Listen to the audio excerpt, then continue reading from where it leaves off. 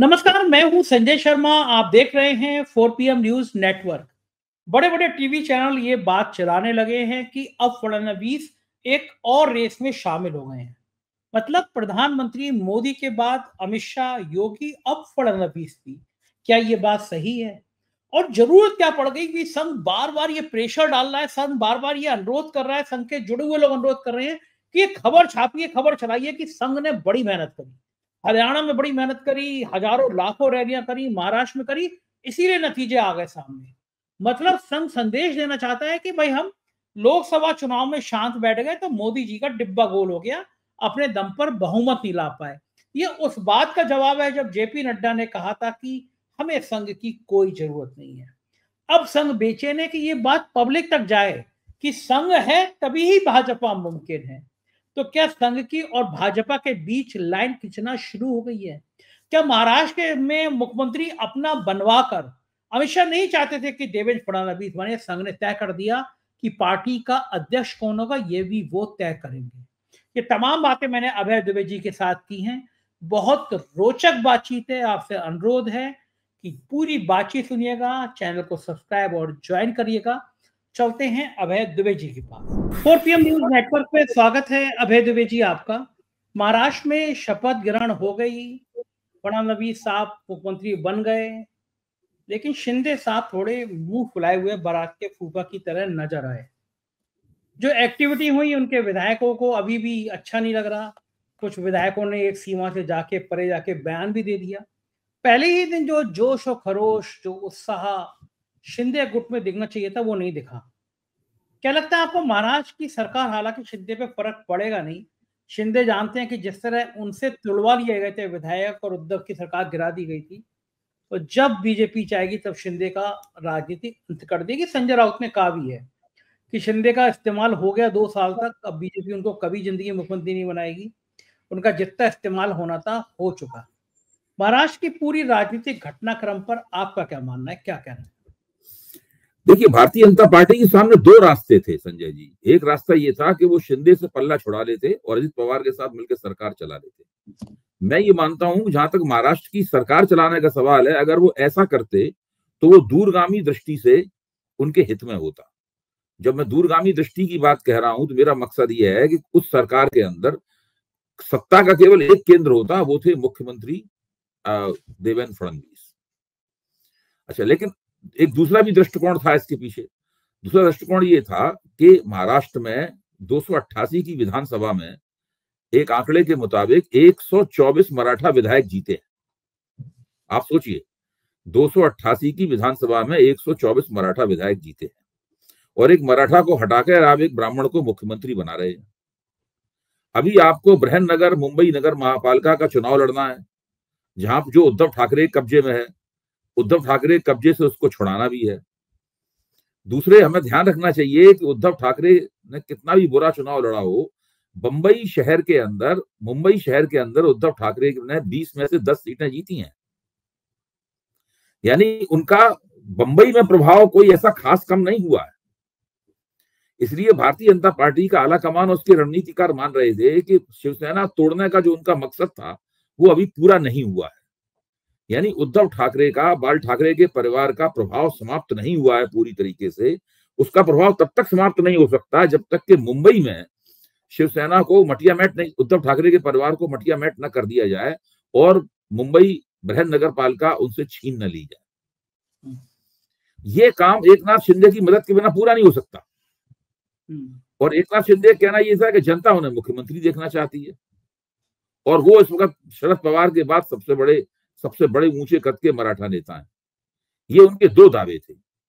और जब वो ये कहते हैं जनता मुझे मुख्यमंत्री देखना चाहती है, तो वो अनकही बात ये भी होती है कि जनता फडणवीस को मुख्यमंत्री नहीं देखना चाहती। अच्छा, ये जो पूरी परिस्थिति है, ये परिस्थिति किस तरीके से इसने अपना रूप लिया, किस तरह से खेल पूरा का पूरा हम लोगों के सामने उस मंच पे सजा जिस पर आज सरकार शपथ ले रही थी।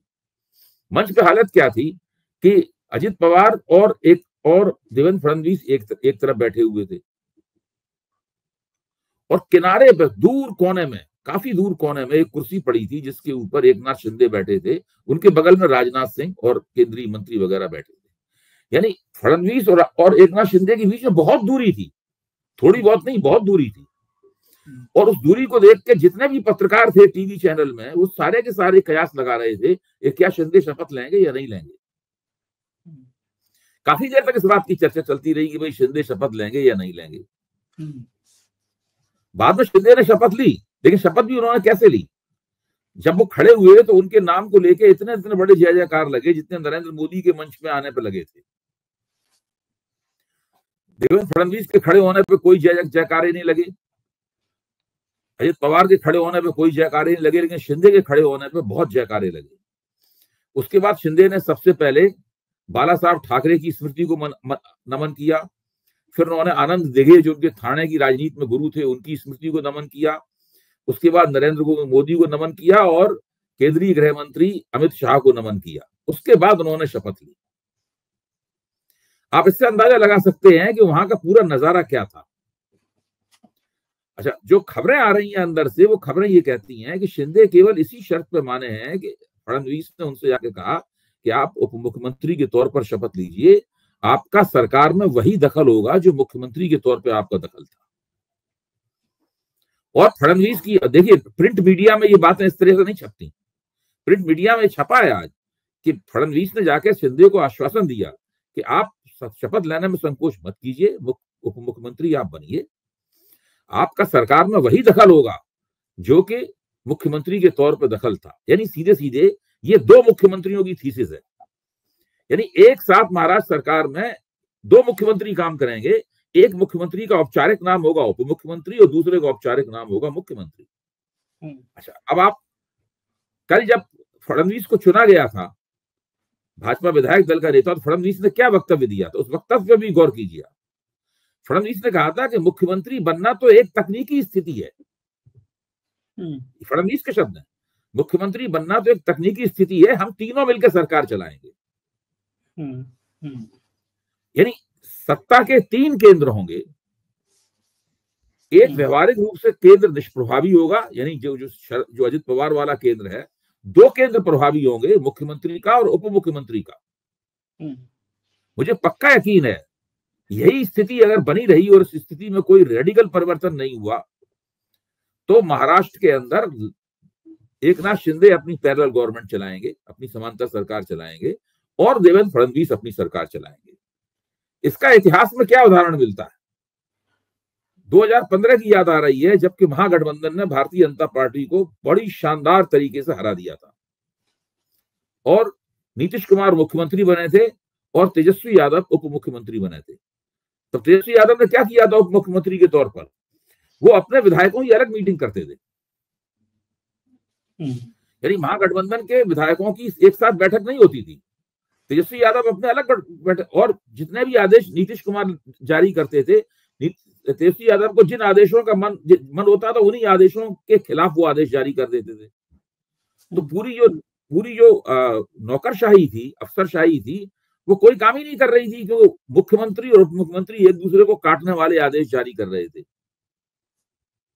हालत ये थी कि नीतीश कुमार किसी एक थानेदार का ट्रांसफर करने के लिए कहते थे और तेजस्वी यादव मना कर देते थे कि इसका ट्रांसफर नहीं होगा, तो बात वहीं की वहीं खत्म हो जाती थी। वहां पर दोनों एक दूसरे को कैंसिल कर देते थे। ये स्थिति बहुत दिन नहीं चल पाई और बिहार की वो सरकार जो भाजपा को इतने जबरदस्त रूप से हरा के कायम हुई थी, वो सरकार गिर गई और नीतीश कुमार दोबारा एनडीए में लौट आए। ये घटना हम सब लोगों को याद है और हम सब लोगों ने इस घटना के ऊपर ने कितना बोला था, कितना लिखा था। बिल्कुल ऐसा ही नजारा, मैं ये नहीं कह रहा हूं कि यहाँ बिहार रिपीट होगा, बिहार दोहराया जाएगा, कुछ थोड़ा ऊंच नीच होगा, लेकिन जब एक सरकार के अंदर सत्ता के दो केंद्र होते हैं तो ऐसा ही होता है। उसमें एक केंद्र वो है जो अभी तक उप मुख्यमंत्री था, अब मुख्यमंत्री बन गया। दूसरा केंद्र वो है जो अभी तक मुख्यमंत्री था, अब वो उप मुख्यमंत्री बनने पर मजबूर है और वो कह रहा है जनता मुझे चाहती है। यानी उसकी जो लेजिटिमेसी है, उसकी जो नेतृत्व की जो वैधता है, जो उसकी श्रेष्ठता की वैधता है, वो कह रहा है जनता से प्राप्त होती है, हमें वैधता विधायकों की गिनती से प्राप्त नहीं होती।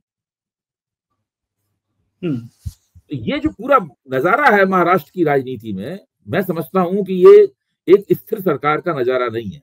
सरकार की स्थिरता विधायकों की गिनती से नहीं होती है, आप उत्तर प्रदेश में देखिए, अभी बीजेपी के पास विधायकों की कोई कमी तो है नहीं, थोक में है। हाँ, थोक में विधायक हैं, लेकिन मुख्यमंत्री और उप मुख्यमंत्री, दो उप मुख्यमंत्रियों के बीच में लगातार टक्कर चलती रहती है।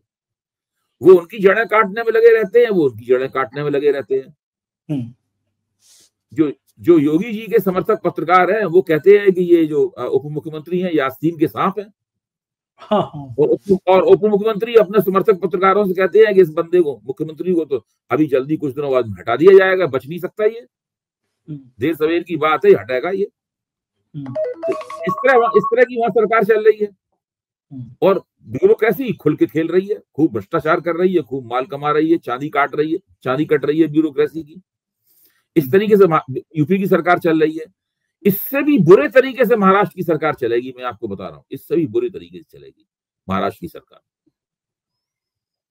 लेकिन तो अवैध जी, लेकिन मैं इसमें सवाल ये है कि बिहार में तो तेजस्वी यादव का प्रेशर था कि तेजस्वी यादव की अगर मदद के बिना सरकार नहीं चल सकती थी, या तो बीजेपी से मदद लो या तेजस्वी से मदद लो। लेकिन महाराष्ट्र में तो सीन उल्टा है, बीजेपी को पता है कि शिंदे जिस दिन निकलने की कोशिश करेंगे उस दिन ये बच्चा जानता है कि शिंदे के विधायक तोड़ दिए जाएंगे या निर्दलीय आ जाएंगे, तब भी शिंदे निकलने की कोशिश क्यों करेंगे? शिंदे की जो बात आपको और हमें पता है वो शिंदे को नहीं पता है। हाँ, ठीक बात है, उनके बिना भी सरकार चल सकती है। शिंदे को नहीं पता है कि अगर वो बाहर निकलेंगे तो उनके विधायक तोड़ दिए जाएंगे, उनके सांसद भी तोड़ दिए जाएंगे। शिंदे निकलने की बिल्कुल कोशिश नहीं करेंगे। वहां समस्या दूसरी है। शिंदे एक बहुत महाराष्ट्र के सबसे शक्तिशाली राजनीतिक समुदाय के नेता हैं। महाराष्ट्र में आज तक जितने भी मुख्यमंत्री बने हैं उसमें से 2 ब्राह्मणों को छोड़कर, मनोहर जोशी और देवेंद्र फडणवीस को छोड़कर बाकी सभी मराठा रहे हैं। 288 की विधानसभा में 124 मराठा विधायक हैं और शरद पवार का सितारा अस्त होने की तरफ है, हो ही चुका है तकरीबन अस्त। अजित पवार बहुत प्रभावी नेता नहीं है। सब लोग जानते हैं कि उनकी साख तकरीबन गिर चुकी है।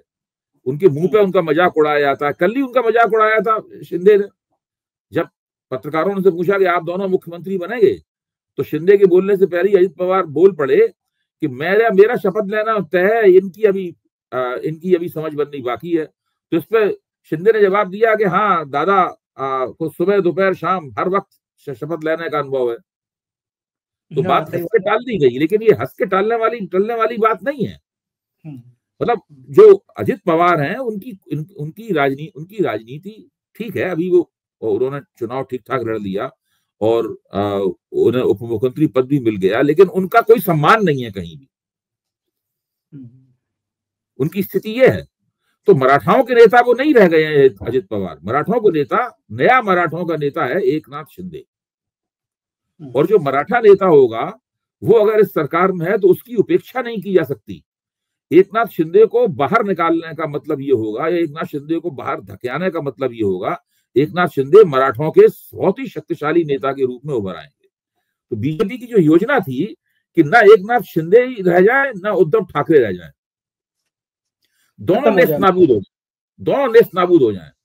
इत्तेफाक से बंबई, मतलब एकनाथ शिंदे का तो पूरे महाराष्ट्र में रुतबा उभर आया और उद्धव ठाकरे का भी बंबई में रुतबा बाकी है। 20 में से 10 सीटें उन्होंने जीत ली हैं।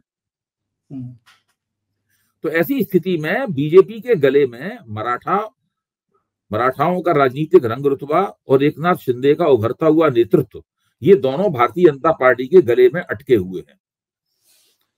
और अभी तो मंत्रिमंडल के बंटवारे पे भी संघर्ष होगा। अभी मंत्रिमंडलों का बंटवारा तो हुआ नहीं है, मंत्रालयों के बंटवारे पे भी संघर्ष होगा। एकनाथ शिंदे गृह मंत्री मांग रहे, गृह मंत्रालय मांग रहे हैं, बीजेपी ने मना कर दिया है कि भाई गृह मंत्रालय हम नहीं देंगे। तो क्या लग रहा है मिलेगा या नहीं मिलेगा गृह मंत्रालय? मिलेगा नहीं मिलेगा? बीजेपी गृह मंत्रालय नहीं देगी। और उधर अभी तक वित्त मंत्री थे अजित पवार। सवाल ये है उनको वित्त मंत्रालय मिलेगा कि नहीं मिलेगा, क्योंकि अगर वित्त मंत्रालय, गृह मंत्रालय, ये सारे मंत्रालय दूसरों को, अपने पार्टनरों को दे दिए तो बीजेपी के पास क्या रहेगा? फिर कुछ भी नहीं रहेगा। हाँ, तो ये एक बहुत बड़ी समस्या है। देखिए, और एकनाथ शिंदे की आत्मछवि ये है कि वो दरअसल मुख्यमंत्री हैं, उनको उप मुख्यमंत्री कहा जा रहा है। और एकनाथ शिंदे तय करके बैठे होंगे इस बंदे को मुख्यमंत्री कहा जा रहा है, मैं इसकी हैसियत उप मुख्यमंत्री ज्यादा रहने नहीं दूंगा। ठीक बात। इस बीच में देवेंद्र फडणवीस का कद इतना बड़ा करने की गोदी मीडिया प्लानिंग में जुट गया है। कुछ जगह खबरें लगातार प्लांट की जा रही हैं कि भाई अब मोदी के बाद 3 नाम हैं प्रधानमंत्री पद की रेस में, अमित शाह, योगी आदित्यनाथ और देवेंद्र फडणवीस। यानी अब मुख्यमंत्री पद की शपथ लेती देवेंद्र फडणवीस का नाम प्रधानमंत्री के विकल्प के रूप में चलाना शुरू कर दिया। क्या लगता है आपको कि ये एक प्लानिंग है योगी आदित्यनाथ के पैरेलल मोदी जी के चहेते को खड़ा करने की? और दूसरा, अमित शाह के दोनों दुश्मन हैं, योगी आदित्यनाथ भी और देवेंद्र फडणवीस। ये पूरी जो राजनीति की कश्मकश है भारतीय जनता पार्टी की, कि वो देवेंद्र फडणवीस को आगे करे, फिर उसकी चर्चाएं कराए, इसके पीछे क्या खेल होगा? देखिए, एक तो ये अभी दूर की कौड़ी है थोड़ी बात, मतलब ये बात ऐसा नहीं है कि निकट भविष्य में कुछ घटित होने जा रहा हो, इसलिए इन चीजों का महत्व केवल कयासों के क्षेत्र में है। अभी तो देवेंद्र फडणवीस ने चुनाव जीत लिया है, लेकिन अभी उन्हें बहुत ही जटिल किस्म की परिस्थितियों में से अपनी सरकार की नाव निकाल के बाहर लानी है। देखिए, बहुत ही बदसूरत किस्म के हालात पैदा हो सकते हैं महाराष्ट्र में। सवालों पर टकराव हो सकता है, जैसे ही टकराव होगा वैसे ही क्या होता है कि ब्यूरोक्रेसी सबसे पहले उसका फायदा उठाती है, फिर ब्यूरोक्रेसी मनमानी करने लगती है, फिर सरकार के खिलाफ एंटी इनकम्बेंसी जमा होने लगती है। जो विपक्ष अभी आपको मुरझाया हुआ लग रहा है, वो अचानक पता चला कि चमकदार हो जाता है। तो एक तो बहुत बड़ी चुनौती इन लोगों के सामने है।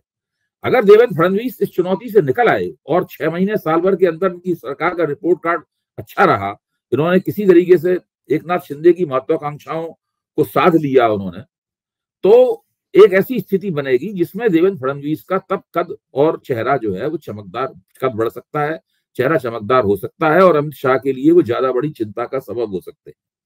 अभी क्या है कि अभी तो अमित शाह, भाई सोचने की बात यह है कि एकनाथ शिंदे मुख्यमंत्री बने कैसे थे, किसकी कृपा से बने थे मुख्यमंत्री? क्या एकनाथ शिंदे मुख्यमंत्री बनने के लिए उद्धव ठाकरे से क्या मतलब कहानी क्या थी? कहानी ये थोड़ी ना थी कि शिवसेना टूटते समय सौदा ये हुआ था कि हमको मुख्यमंत्री बनाया जाएगा। उस वक्त अगर एकनाथ शिंदे को उप मुख्यमंत्री भी बना दिया जाता तब भी वो तैयार हो जाते, लेकिन अमित शाह ने देवेंद्र फडणवीस को उस गठजोड़ सरकार का मुख्यमंत्री नहीं बनने दिया, और अमित शाह की कृपा से ये मुख्यमंत्री बने एकनाथ शिंदे। तो अभी तो महाराष्ट्र में क्या होगा, ये एक बहुत बड़ा, इसमें बहुत सारे किंतु परंतु हैं, बहुत बड़ा सवालिया निशान है महाराष्ट्र में क्या होगा, और महाराष्ट्र में जो होगा उसके ऊपर तय होगा कि देवेंद्र फडणवीस का क्या होगा। अच्छा, अमित शाह की पार्टी का अध्यक्ष कौन होगा, देखिए बहुत सारी बातें हैं, बहुत सारे फैक्टर्स हैं। पार्टी का अध्यक्ष कौन होगा, उसके साथ किसके कैसे क्या संबंध होंगे, क्या परिस्थिति बनेगी, कोई कुछ नहीं कह सकता। ये बात आपकी सही है कि अगर देवेंद्र फडणवीस कामयाब रहे महाराष्ट्र सरकार ठीक से चलाने में, तो उनका कद जरूर आगे बढ़ जाएगा, क्योंकि देखिए वो पढ़े लिखे हैं, और वो बुद्धिजीवियों में, संस्कृति कर्मियों में, इनमें भी थोड़ा बहुत लोकप्रिय है देवेंद्र फडणवीस। तो वो एक तरह से और राष्ट्रीय स्वयंसेवक संघ के चहेते हैं, महाराष्ट्रीयन ब्राह्मण है, राष्ट्रीय संसद में महाराष्ट्रीयन ब्राह्मणों के प्रति एक तरह का आकर्षण वहां पे होता ही है, महाराष्ट्रीयन ब्राह्मण है। तो ये तमाम बातें जो है देवेंद्र फडणवीस के पक्ष में जाती हैं, लेकिन अभी उन्हें एक मंजिल ऐसी है जो पार करनी है, वो मंजिल है, और उस मंजिल को पार करने में सबसे बड़ी बाधा है एकनाथ शिंदे और अमित शाह। अच्छा, वो मजे की बात ये देखिए, अमित शाह की तकदीर देखिए कि योगी आदित्यनाथ को भी उन्होंने बढ़ाया था, योगी आदित्यनाथ का नाम भी फाइनल उन्होंने किया था, कोई मुख्यमंत्री बनाने की सोचा नहीं था, लेकिन अमित शाह अड़े थे। और योगी आदित्यनाथ आज की तारीख में अमित शाह के और योगी आदित्यनाथ के रिश्ते क्या हैं, किसी से छुपा नहीं है। तो अमित शाह ने जिस तरह शिंदे को आगे बढ़ाया, अमित शाह कभी नहीं चाहते थे देवेंद्र फडणवीस बने। तो क्या अमित शाह का ये एक ब्रेक है राजनीति पे, अमित शाह की ये राजनीतिक हार है? होता ये है कि राजनीति में जो आप चाहते हो हमेशा 100% नहीं हो पाता, कोशिश आप पूरी करते हैं। अमित शाह ने सबके नाम चलवाए, राव साहब दानवे का नाम चलवाया, विनोद तावड़े का नाम चलवाया, और मराठा को हटाने का क्या नुकसान होगा इसके लिए काफी कयास लगवाए, एनालिसिस करवाया, ये सब करवाया ना अमित शाह ने। तो वो लेकिन आप राष्ट्रीय स्वयंसेवक संघ इनके लिए अड़ा हुआ था, संघ कह रहा भाई इन्हीं को बनाओ। और नरेंद्र मोदी भी नरेंद्र मोदी की सहमति भी नहीं थी अमित शाह के प्रयासों से इनसे। वो भी नरेंद्र मोदी भी कह रहे थे कि हाँ भाई बनाओ इन्हीं को। तो उसके लिए चुनाव प्रचार के दौरान ही देवेंद्र फडणवीस के नाम को मंच से बोलना पड़ा, अमित शाह को भी बोलना पड़ा, और नरेंद्र मोदी तो बोले ही उनके नाम को। तो उसमें कुछ इनके हाथ में रह नहीं गया वहां पे। लेकिन ठीक है, अभी मुख्यमंत्री बन गए, अब तो ना बाकी दांव चलने के लिए बहुत सारे मौके हैं जिसमें वो तरह तरह के दांव चल सकते हैं। और ये देखिए, ये मुख्यमंत्री होने वाले उप मुख्यमंत्री के पास जाए और कहे कि सरकार में आपका वही दखल रहेगा जो पहले था, ये एक बहुत बड़ी बात है। ऐसा कोई नहीं कहता। ये अगर वो नहीं कहते तो वो बनते नहीं उप मुख्यमंत्री, और वो उप मुख्यमंत्री बनते नहीं तो सरकार शुरू से ही पंगु हो जाती, पहले दिन से ही पंगु हो जाती। ये बात ठीक है। एक और बड़ी घटना सामने आई इन दो राज्यों के चुनाव में, हरियाणा और महाराष्ट्र में। संघ बड़ा बेचैन है। पहली बार संघ चुपचाप काम करता था, कभी सामने नहीं आता था। अब संघ बेचैन की चर्चा हो कि संघ ने इतने हजार सभाएं करी, छोटी छोटी नुक्कड़ सभाएं करी, रैलियां करी, संघ के इतने हजार कार्यकर्ता जुटे, संघ गली गली गया, संघ ने हरियाणा और महाराष्ट्र में चुनाव जितवाया। ये मैसेज क्या देना चाहता है राष्ट्रीय स्वयंसेवक संघ? क्या ये मैसेज देना चाहता है कि लोकसभा में हम नहीं जुटे तो मोदी के पत्ते पिट गए, और हम जुटे तो हमने हरियाणा और महाराष्ट्र जितवा दिया? मतलब संघ है तो मुमकिन है, और मोदी है तो कुछ भी मुमकिन नहीं है। तो ये संघ बना मोदी की एक नए एंगल की लड़ाई है कि संघ कभी ऐसे नाम नहीं आया, अपना क्रेडिट कभी संघ ने तो इस बार बिल्कुल राजनीतिक पार्टी की तरह काम किया है। पहले वो पृष्ठभूमि में रह के काम करता था, और संघ किस तरह खुल के काम कर रहा है, सभाएं कर रहा है, बाहर से तमाम प्रचारकों को बुला के लगा रहा है। महाराष्ट्र में 30,000 स्त्री पुरुष प्रचारक बुलाए गए, उनको महाराष्ट्र में जगह जगह तैनात किया गया। मराठों को पटाने के लिए ये किया गया, स्त्रियों को पटाने के लिए ये किया गया, वगैरह वगैरह, और ओबीसी को पटाने के लिए ये किया गया। सारा काम संघ ने किया, बात को इस तरह से कहा जा रहा है। और हरियाणा में भी ये किया गया। झारखंड में सफल नहीं हुआ, लेकिन झारखंड में भी इस तरह के बहुत प्रचार किए गए कि संघ बहुत लगा हुआ है। तो संघ लगातार ये संघ अपने आप को केवल महज एक सांस्कृतिक संगठन के रूप में नहीं पेश कर रहा है। अब 100 साल पूरे होने से ठीक पहले संघ अपने राजनीतिक चेहरे को मंच पर ला रहा है। पहले वो मंच के पीछे रहा करता था। और ये भारतीय जनता पार्टी के लिए एक नया संदेश है। संदेश ये है कि हमारे बिना आप चुनाव नहीं जीत सकते। जो जेपी नड्डा ने कहा था हमें तुम्हारी जरूरत नहीं है। वो सब बात है। अब जेपी नड्डा वाली बात तो भूल ही जाइए, अब वो तो पुरानी बात हो गई।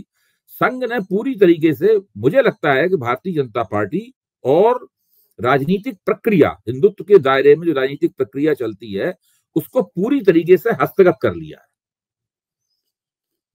यही कारण है कि नरेंद्र मोदी अब पहले वाले नरेंद्र मोदी नहीं है, ये बिल्कुल दूसरे तरह के नरेंद्र मोदी है। और कब इनको रिटायरमेंट पैकेज दिखाई देने लगेगा, इनको दिया जा रहा है, वो कुछ नहीं, 1 साल भी लग सकती है, 2 साल लग सकती है, 3 साल लग सकती है, लेकिन होगा ये जरूर। वैसे भी नरेंद्र मोदी के कार्यकाल का ये आखिरी अवधि है 5 साल की। इसके बाद तो क्या होगा, कुछ दूसरा ही कोई होगा।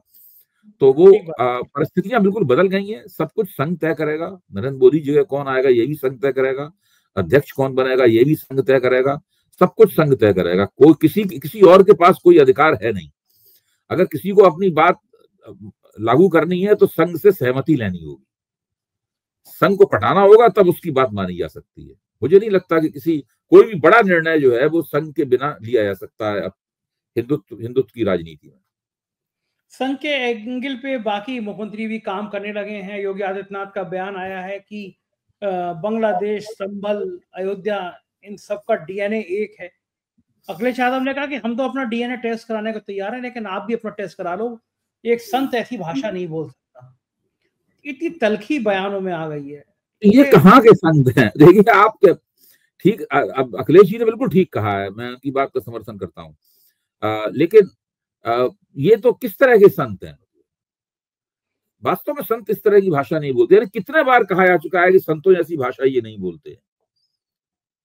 जो आदमी कह रहा है कि दंगा होना हो तो हो जाए, एक बार आर पार हो जाए, ये कह रहा है जो व्यक्ति, आप सोचिए जरा इसके बारे में। जो आदमी कह रहा है कि जो बांग्लादेश में हुआ, जो बाबर ने किया था वही हुआ है संभल में, और सबका डीएनए एक है, ये सब क्या है? आप ये बहुत देखिए, जिस तरह की भाषा वो बोल रहे हैं, उसको संघ परिवार का मौन समर्थन अवश्य है, संघ का मौन समर्थन अवश्य है, लेकिन ये चीज बहुत आगे बढ़कर बहुत दूरी, कितनी दूरी तक ये लोग खींचेंगे? पोस्टर लगाए जा रहे हैं इसी प्रकार के, पूरा 90 के दशक की राजनीति जो थी उस राजनीति को वापस लाने की कोशिश की जा रही है, और उसमें जो प्रमुख भूमिका है वो योगी आदित्यनाथ की भूमिका है। इस तरह की चीजें एक सीमा के बाद बैकफायर करने लगती हैं, बूमरैंग करने लगती हैं, उसका उल्टा असर जो है वो दिखने लगता है। चुनाव में दिखा भी था उल्टा असर कुछ, वो तो चुनाव जीत गए इसलिए उल्टा असर किसी को याद नहीं रह गया है, लेकिन फिर इसका उल्टा असर दिखाई पड़ेगा तो बहुत मुश्किल होगी। ठीक बात है। और बाकी मुख्यमंत्री भी लाइन लगा के बैठ गए इसी लाइन पे। असम के मुख्यमंत्री बीफ नहीं बिकने देंगे, होटल में रेस्टोरेंट में बीफ नहीं बिकने देंगे, लाइन लगी हुई है कि इस लाइन पे कौन आगे बढ़े। तीन बड़े मुख्यमंत्री अब इनके पास हो जाएंगे जो भारी वजन के मुख्यमंत्री हैं। अभी तक अब भजनलाल शर्मा हैं, विष्णुदेव साय हैं, या मोहन यादव हैं, ये हल्के वजन के मुख्यमंत्री हैं।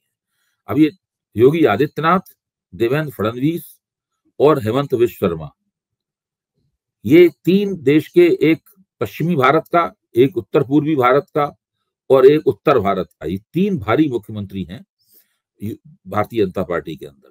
तो इन्हें आप कह सकते हैं कि कांग्रेस की शैली में, कांग्रेस के बड़े बड़े वजनी मुख्यमंत्री होते थे, कांग्रेस का छत्रप या सूबेदार कहा जाता था, तो ये तीन बड़े छत्रप भाजपा के अंदर अब उभर आए हैं, और इन बड़े छत्रपों के इर्द गिर्द, इनके बयानों के इर्द गिर्द भाजपा की काफी राजनीति आयोजित होगी। बिल्कुल ठीक बात है। और मुझे लगता है कि आने वाला समय जो है भारतीय जनता पार्टी की राजनीति, सही कह रहे हैं आप, इसी पे फोकस रहेगी, हमारी निगाह बनी रहेगी। बहुत बहुत शुक्रिया अभय जी, आपने तक कीमती समय दिया, आभार, थैंक यू। ये थे अभय दुबे जी, और मुझको यकीन है कि आपको ये सारी बातचीत बहुत अच्छी लगी होगी। जानकारी से भरी बातचीत करते हैं अभय दुबे जी। अपना प्यार बनाए रखिएगा, एक कमेंट जरूर करिएगा। शुक्रिया, थैंक यू।